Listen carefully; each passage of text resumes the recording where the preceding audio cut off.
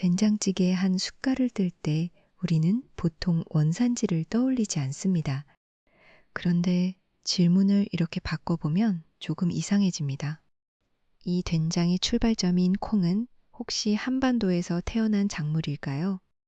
콩 하면 중국, 두부, 간장, 동아시아가 한꺼번에 떠오르지만 원산지를 딱 한 점으로 찍는 일은 생각보다 어렵습니다. 더 흥미로운 건 한반도가 이 논쟁에서 꽤 중요한 자리에 있다는 겁니다. 오늘은 콩이 어디서 왔는지, 왜 이동했는지, 그리고 왜 한국에서는 콩이 단순한 곡물이 아니라 장독대의 기억이 되었는지를 따라가 보겠습니다. 먼저 큰 그림부터 잡아야 합니다.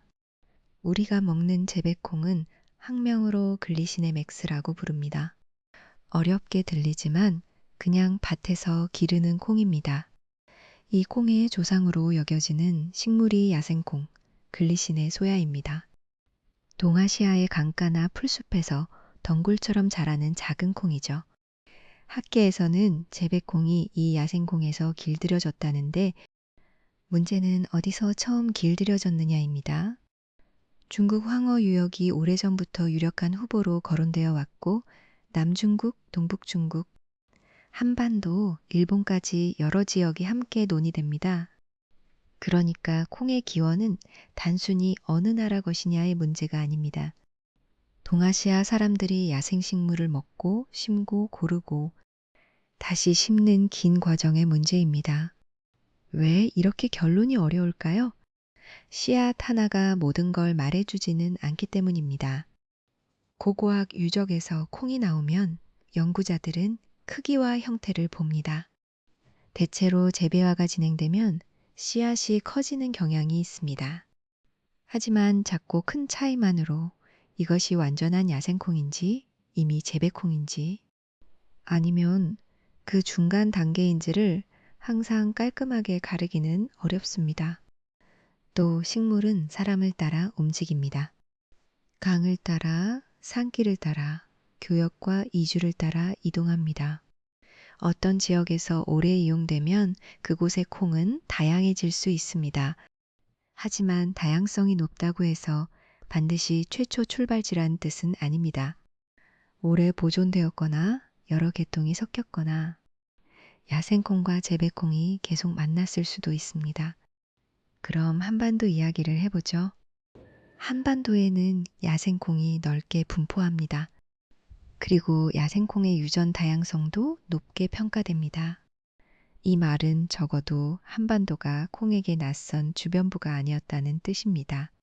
일부 연구자들은 한반도를 콩 다양성의 아중심지, 그러니까 큰 중심지 옆에서 독자적으로 중요한 다양성을 품은 지역으로 봅니다. 고고학적으로도 한반도와 일본에서는 기원전 3000년대 말에서 2000년대 후반 무렵 야생콩 이용과 작물화 가능성을 보여주는 자료들이 논의됩니다. 여기서 중요한 표현은 가능성입니다. 지금 단계에서 콩의 원산지는 한반도다 이렇게 단정하는 건 무리입니다. 하지만 한반도는 콩의 초기 역사에서 조용한 관객이 아니라 무대 위에 서 있던 주요 배우였다고는 말할 수 있습니다. 콩이 한반도에서 특별해진 이유는 재배 시기만이 아닙니다. 진짜 흥미로운 변화는 콩이 발효를 만나면서 일어납니다. 삶은 콩을 찢고 덩어리로 만들고 말리고 띄우면 메주가 됩니다. 메주는 다시 된장과 간장으로 갈라집니다. 지역과 집안에 따라 청국장, 고추장, 여러 장의 세계가 열립니다. 콩은 그냥 단백질을 주는 곡물이 아니라 시간을 저장하는 재료가 됩니다. 한국민족문화대백과는 한반도에서 콩 재배가 오래전부터 이루어졌고 삼국시대에는 메주를 쑤어 장을 담갔을 가능성을 이야기합니다. 신라 신문왕 때의 기록에는 패백 품목으로 된장이 등장합니다. 중국 문헌에는 발해의 특산품으로 시, 곧 콩을 띄운 발효식품이 언급되기도 합니다. 기록은 늘 조심해서 읽어야 하지만 적어도 이 시기 한반도와 그 주변에서 콩 발효 문화가 꽤 깊게 자리 잡았다는 그림은 분명해집니다. 여기서 콩의 성격이 달라집니다. 같은 콩이라도 중국에서는 두부와 장, 일본에서는 나토와 미소, 한국에서는 된장과 간장, 청국장처럼 각자의 길을 걸었습니다. 특히 한국의 장은 집의 시간과 연결됩니다. 장독대는 단순한 저장고가 아니었습니다. 햇볕, 바람, 계절, 미생물, 그리고 집안의 손맛이 함께 작동하는 작은 생태계였습니다. 그래서 장맛은 음식 맛이면서 동시에 기억의 맛이 되었습니다. 최근 한국의 장 만들기 지식과 관습이 국제적으로 무형유산 가치를 인정받은 것도 이 때문입니다. 콩은 작물로만 보면 노란 씨앗이지만 장이 되는 순간 가족과 마을, 계절과 의례를 묶는 문화적 매개가 됩니다. 그런데 콩의 이동은 동아시아 안에서 끝나지 않습니다. 18세기 중반, 콩은 바다를 건너 북미로 갑니다. 기록에 따르면 사무엘 보온이라는 인물이 중국에서 콩을 가져와 런던을 거쳐 조지아, 식민지에 심게 했고 1760년대 중반 북미 재배에 이른 사례로 여겨집니다. 다음 문장입니다. 처음부터 오늘날처럼 거대한 작물은 아니었습니다. 오랫동안 콩은 낯선 동양 식물에 가까웠습니다. 하지만 20세기에 들어서면서 상황이 바뀝니다. 미국에서 대규모 재배가 본격화되고 콩은 단지 먹는 콩이 아니라 짜는 콩이 됩니다.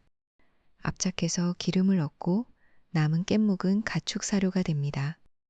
오늘날 세계의 콩 대부분은 두부나 된장으로 바로 가는 것이 아니라 식용유와 사료의 원료로 가공됩니다. 이 변화는 콩의 세계사에서 가장 큰 반전입니다. 동아시아의 밭과 장독대에서 출발한 콩이 현대에는 축산업, 식용유 시장, 바이오 연료, 국제무역을 움직이는 전략 작물이 되었습니다. 우리가 마트에서 보는 고기 가격, 식용유 가격, 심지어 에너지 정책의 한쪽에도 콩이 연결됩니다. 미국과 브라질 같은 대규모 생산국의 날씨, 수출 정책, 항만 물류가 세계 식탁에 영향을 줍니다. 그러니 콩은 작지만 가벼운 작물이 아닙니다. 한쪽에서는 된장찌개의 깊은 맛을 만들고 다른 한쪽에서는 세계 경제의 숫자를 움직입니다. 다시 처음 질문으로 돌아가 보겠습니다. 콩의 원산지가 한반도일 가능성은 있을까요? 조심스럽게 말하면 한반도는 콩에 확정된 단일 원산지라고 말하기는 어렵습니다. 하지만 한반도는 야생콩의 중요한 보금자리였고 이른 시기부터 콩을 이용하고 길들이는 과정에 깊이 관여했을 가능성이 큰 지역입니다. 그래서 더 정확한 표현은 이렇습니다. 콩은 한반도에서만 태어난 작물이라기보다 한반도를 포함한 동아시아 여러 지역에서 사람과 함께 길들여진 작물입니다. 그리고 한국은 그 콩을 장이라는 문화로 바꾸어 씨앗 하나의 시간의 맛을 입힌 곳입니다. 오늘의 한 문장입니다. 콩의 역사는 한 곳의 출생 증명서가 아니라 동아시아의 밭과 한국의 장독대와 현대 세계 경제가 함께 기록입니다.